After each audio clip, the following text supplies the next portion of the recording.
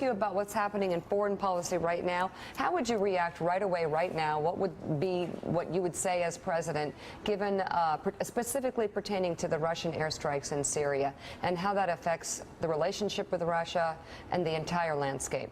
Look, I think the Russian relationship has been destroyed if Putin continues to do this, and we ought to make it clear that that's the case. This is outrageous. He's attacking the Syrian Free Army, the remnants of an army that we forgot to support during the time when it actually had strength.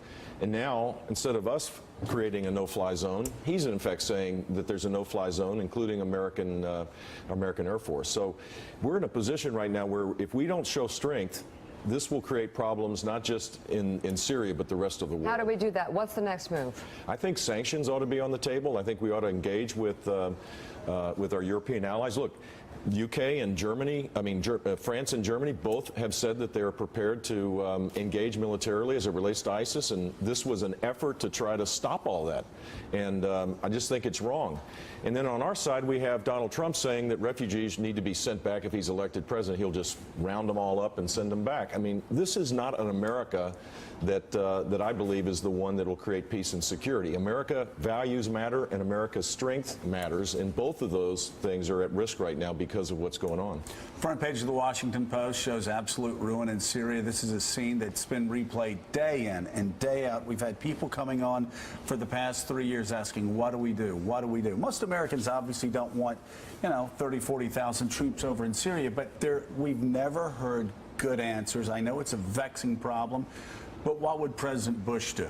Well, it's been made more complicated by the Russian actions, but 45 days ago at the Reagan Library, I unveiled a strategy to deal with this, and it was to create a no-fly zone over Syria and to make it clear that no more barrel bombs, and to create a strategy. Why haven't we done that yet?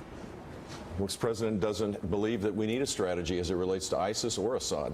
He believes that we should pull back, and the void has made it worse. This refugee crisis is related directly to Assad and to the terror of ISIS for sure, but it's because we pulled back 3 or 4 years ago that has created this problem as well. And we need to engage, and we need to make sure that our traditional Arab allies are on the front lines of this. And if you're sitting in Riyadh or sitting in Turkey and looking what's going on, you're saying the United States is not a reliable partner. Maybe Russia is. As they share intelligence between Iraq, Iran, and Syria. This is all just doing a victory dance around President Obama, and I just think he should stand up and be clear. This is still the strongest country in the world. We still have the strongest military. We're just not acting like it right now. Is it worth sitting down with Vladimir Putin at this point? We saw the president had a 90-minute meeting with Putin this week. Obviously, Secretary of State John Kerry met with Lavrov yesterday. Is it worth sitting down and talking to them anymore? Well, I don't think it is if the objective is to prop up the Assad regime, because that's the objective of Russia. If there was some way to create a international force to take out Assad and to deal with ISIS, that would be fine. Look, I think it's okay to talk to people who are your adversaries, but you got to do it from a position of strength, not weakness. And right now, Kerry's saying, well, maybe Russia can play a constructive role in Syria.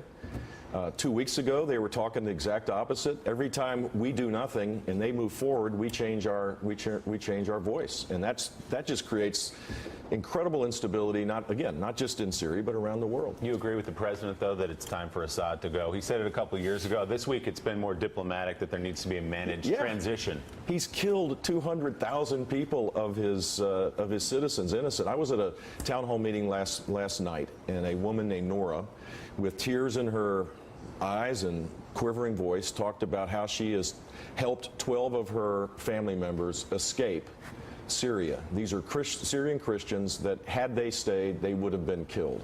And they're now in Turkey, and they have no place to go. Should we just sit back and just accept this slaughter? Should we allow for millions of people to displace?